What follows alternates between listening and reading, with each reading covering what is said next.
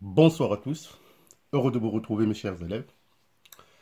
Alors toujours dans le cadre des chapitres consacrés à l'épreuve du maths, alors dans cette deuxième capsule du baccalauréat BIOF, je vais vous proposer quelques astuces, quelques règles de base mathématiques qui vous seront d'une utilité capitale si vraiment vous voulez maîtriser cette discipline.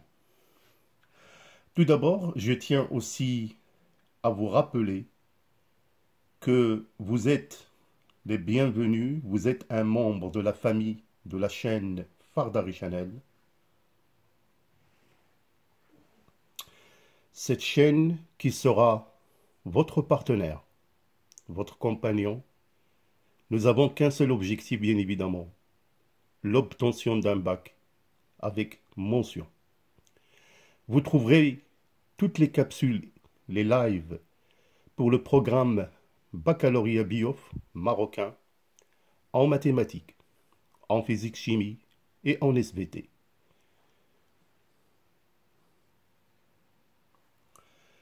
Vous pouvez bien évidemment aussi choisir votre bac BIOF en maths, physique-chimie et en SVT pour améliorer votre compétence, rentabiliser votre rendement et obtenir bien évidemment la mention que vous méritez.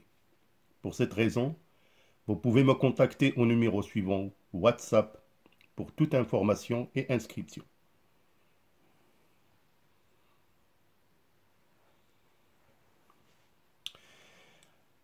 Alors, tout d'abord, je vais vous proposer le trinôme f de x égale ax carré plus bx plus c.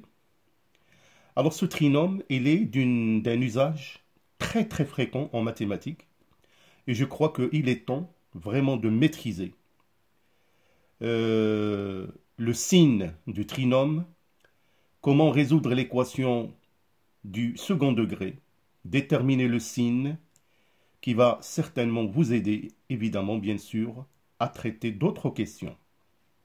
Alors, tout d'abord, pour le trinôme ax carré plus bx plus c, on parle de la forme canonique de f de x. Alors, cette forme s'écrit f de x égale a facteur de x plus b sur 2a au carré, moins b au carré, moins 4ac sur 4a au carré. Alors, l'expression delta égale b au carré moins 4ac est appelée le déterminant ou bien le discriminant. Alors, on va bien évidemment résoudre l'équation ax carré plus bx plus c égale à 0 selon le signe de delta. Alors, premier cas, si delta est négatif, bien évidemment, dans l'ensemble R, cette équation n'admet pas de solution. Et l'ensemble des solutions, bien évidemment, c'est l'ensemble vide. Alors, dans ce cas-là, parfois, on vous demande de déterminer le signe de ax carré plus bx plus c. Alors, bien évidemment, comme je vous ai dit, on va déterminer delta, et on a trouvé que delta est négative.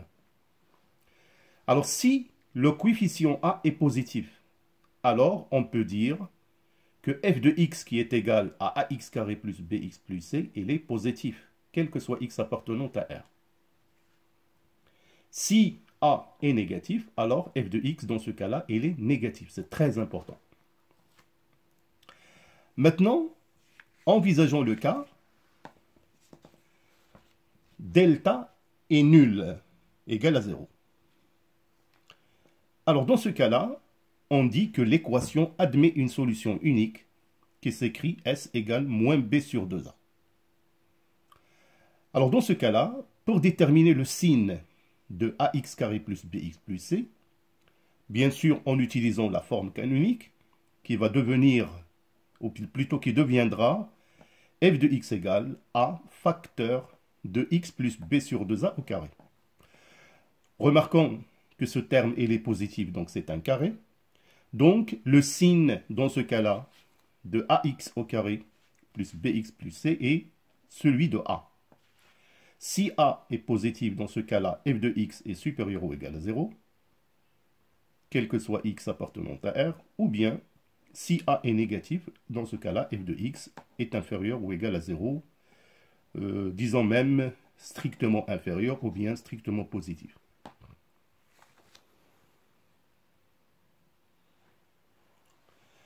Alors maintenant, dans le cas où delta est positif, alors notons dans ce cas-là que l'équation admet deux solutions qui s'écrivent S égale x1 moins b plus delta sur 2a, x2 égale à moins b moins racine carrée de delta sur 2a.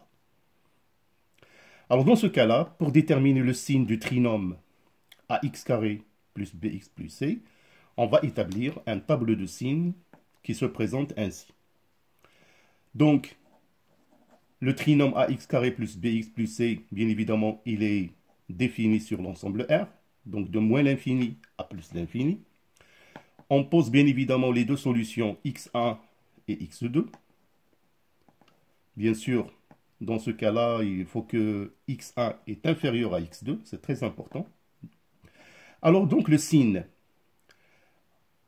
à l'extérieur des racines, c'est-à-dire au-delà des racines x1 et x2, le trinôme a le signe de A, c'est-à-dire si A est positif, je mettrai ici plus, et là plus, ou bien le contraire.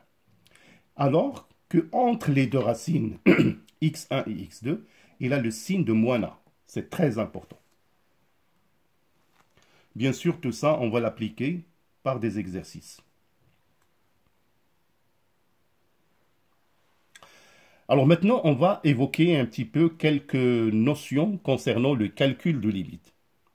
Alors tout d'abord, on parle de formes indéterminées. Les formes indéterminées se présentent sous la forme de 0 sur 0, 0 l'infini, l'infini sur l'infini, ou bien plus, moins l'infini.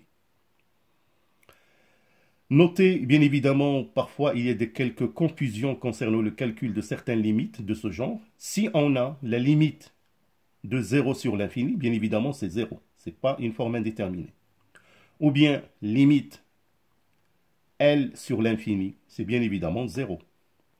Limite de l'infini sur 0. Donc là, c'est très important. On va étudier le signe de dénominateur. Et en général, on trouve une limite du genre l'infini. Tout ça, on le verra, bien sûr, dans des exercices.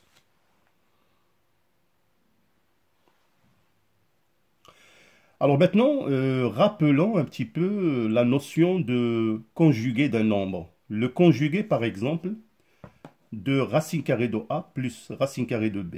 Alors, son conjugué, c'est bien racine carrée de A moins racine carrée de B. Ou bien A plus racine carrée de B, son conjugué, c'est A moins racine carrée de B. Alors, parfois, on a affaire à des produits de ce genre. Ce sont des identités remarquables. Donc, racine carrée de A plus racine carrée de B, facteur de racine carrée de A moins racine carrée de B est égal à A moins B. De la même manière, on a A plus racine carrée de B, facteur de A moins racine carrée de B égale à A au carré moins B.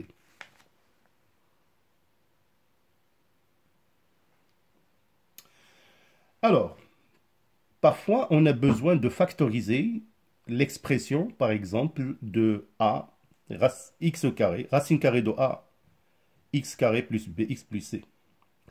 Alors, bien évidemment, x ici est différent de 0.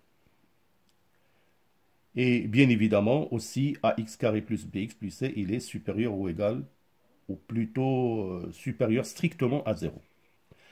Alors, pour factoriser ce trinôme, bien évidemment, on va factoriser par x carré, et vous allez trouver valeur absolue de x, facteur de racine carrée de a, plus b sur x, plus c sur x carré. Donc c'est une factorisation qui va nous permettre, bien évidemment, parfois, d'éliminer la forme indéterminée. Alors là, puisqu'on est en valeur absolue, si x est positif, bien évidemment, valeur absolue de x est égale à x. Et dans ce cas-là, racine carrée de ax carré plus bx plus c égale à x, facteur de racine carrée de a, plus b sur x plus c sur x carré.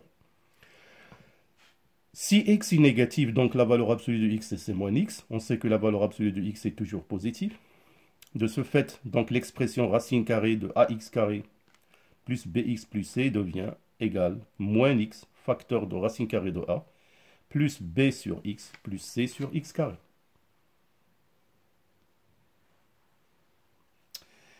Alors maintenant, si on a affaire à calculer, par exemple, limite quand x tend vers plus l'infini de x à la puissance n.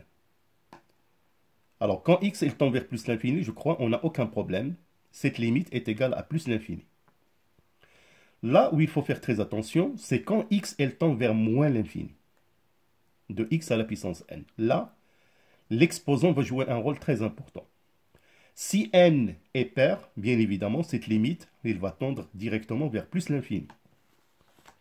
Si n est impair, dans ce cas-là, c'est moins l'infini. Faites très attention au calcul de cette limite quand x tend vers moins l'infini. Alors, maintenant, on va un petit peu parler des polynômes. Donc, on propose les deux polynômes p de x et q de x. Alors, un polynôme, donc p de x tel que a indice n est différent de 0, ce sont des coefficients. Donc, p de x égale a indice n x à la puissance n, plus a indice n moins 1 x à la puissance n moins 1, jusqu'à, donc, à 0. Bien évidemment, le degré de p de x c'est n. De la même manière pour le polynôme q de x, qui a pour expression, avec b indice n est différent de 0. Bien sûr, son degré, c'est m. Alors, bien sûr, je rappelle encore une fois la valeur absolue de x est égale à x quand x tend vers plus l'infini. Égal à moins x, c'est x tend vers moins l'infini. Alors parfois, on peut vous demander de calculer la limite de la valeur absolue de x, quand x tend vers plus l'infini, de p de x. Donc dans ce cas-là, qu'est-ce qu'on prend? On va prendre le terme de plus grand degré. Le terme de plus grand degré. Et dans ce cas-là, cette limite est égale à a indice n x à la puissance n. Donc faites très attention. Parfois, vous êtes ramené à calculer des limites de ce genre, c'est-à-dire limite quand x tend vers plus l'infini de p de x sur q de x, donc c'est une fonction rationnelle de deux polynômes, un polynôme au numérateur et un au dénominateur. Alors cette limite est égale bien évidemment à la limite quand la valeur absolue de x tend vers plus l'infini. On va prendre le terme de plus grand degré du numérateur, donc c'est a indice n x à la puissance n, et bien sûr le terme de plus grand degré au dénominateur qui est b indice m x à la puissance m. Alors, cette limite égale donc à la limite quand x tend vers plus l'infini de an sur bm x à la puissance n moins m. Donc, on a seulement utilisé cette propriété des puissances a à la puissance n sur a à la puissance m qui est égal à la puissance n moins m.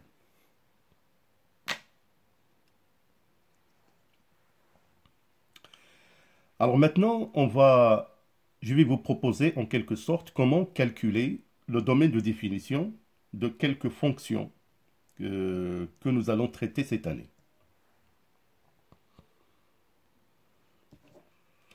Alors premièrement, on a f de x, ou plutôt, donc je commence par la fonction polynôme, f de x égale à p de x, tel que p de x est un polynôme qui s'écrit ax à la puissance n, bx à la puissance n, moins 1 jusqu'au dernier terme c. Alors, il suffit seulement de dire, puisque f de x est un polynôme, son domaine de définition, bien évidemment, c'est l'ensemble R, qui peut s'écrire en intervalle moins l'infini plus l'infini.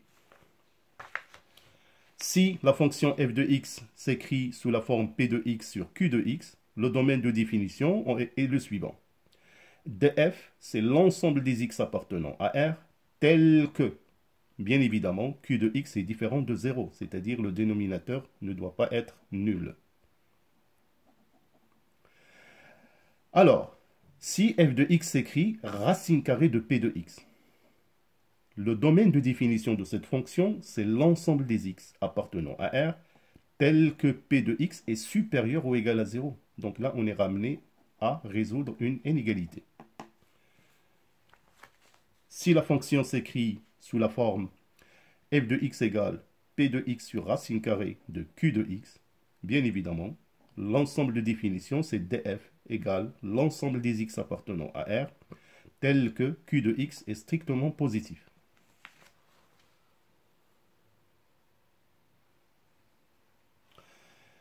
Alors, dans le cas où f de x s'écrit sous la forme racine carrée de p de x sur racine carrée de q de x, le domaine de définition est égal l'ensemble des x appartenant à R, tel que d'une part p de x est positif et q de x est strictement positif. Donc là, on a et, donc on va faire un domaine de définition. On va prendre le domaine d'intersection des deux. Alors si la fonction peut s'écrire par exemple f de x égale racine carrée le tout du quotient p de x sur q de x, bien sûr on peut établir le domaine de définition df égale l'ensemble des x appartenant à R, tel que bien évidemment le rapport est supérieur ou égal à 0 et q de x est différent de 0. Alors, donc le signe de ax plus b avec a différent de 0. Alors, pour déterminer le signe de ax plus b, alors tout d'abord, on va résoudre l'équation ax plus b égale à 0, donc qui s'annule pour une valeur de x égale à moins b sur a. On va établir le tableau de signes le suivant. Donc ax plus b est défini sur R, moins l'infini plus l'infini, qui s'annule pour moins b sur a. Alors dans ce cas-là, à droite, c'est le signe de a.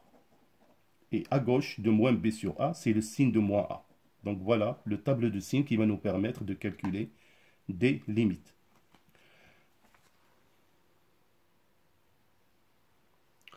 Alors pour le signe du trinôme ax carré plus bx plus c, donc par exemple pour résoudre l'équation ax carré plus bx plus c égale à 0, on va déterminer le discriminant delta qui est égal à p au carré moins 4ac. Donc j'ai déjà évoqué le signe, comment le déterminer au début de la vidéo. Je tiens seulement à vous présenter un tableau récapitulatif. Alors voilà, c'est un tableau qui résume un petit peu comment établir les solutions et le signe du trinôme ax carré plus bx plus c.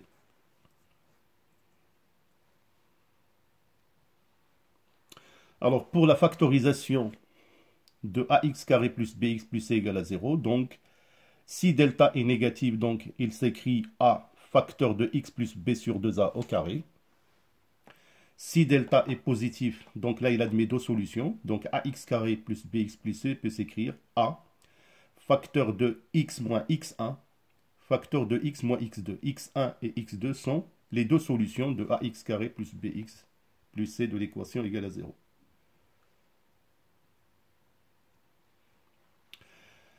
Alors, quelques astuces vraiment à retenir concernant, bien sûr, l'équation ax carré plus bx plus c égale à 0. Alors, tout d'abord, si alpha et bêta sont solutions de l'équation ax carré plus bx plus c égale à 0. Dans ce cas-là, on a alpha plus bêta est égal à moins b sur a. Et le produit de alpha multiplié par bêta, c'est c sur a. Alors, parfois, on a des systèmes qui se présentent de la forme on a x plus y égale à s et x multiplié par y égale à p. Bien sûr, s et p appartenant à r au carré. Alors, dans ce cas-là, pour résoudre un tel système, le système admet une solution. Si seulement si, bien sûr, on calcule s carré moins 4p qui doit être positif. Dans ce cas-là, x et y sont solutions de l'équation t au carré moins st plus p. Alors dans ce cas-là, si a plus b plus c égale à 0, alors les solutions de l'équation ax carré plus bx plus c égale à 0 sont 1 et c sur a.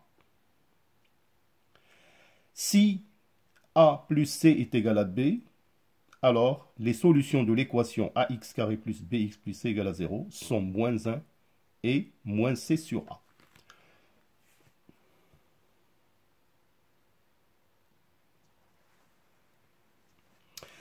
Alors, voilà, donc je vous propose des exercices d'application qu'on va résoudre ou trouver leur solution dans la capsule suivante. Alors, premièrement, ici, pour déterminer le domaine de définition et le calcul de limite aux bornes de df. Alors, donc là, vous avez les questions que je vous laisse découvrir par vous-même. Donc, la question, c'est seulement déterminer le domaine de définition et calculer les limites aux bornes de df.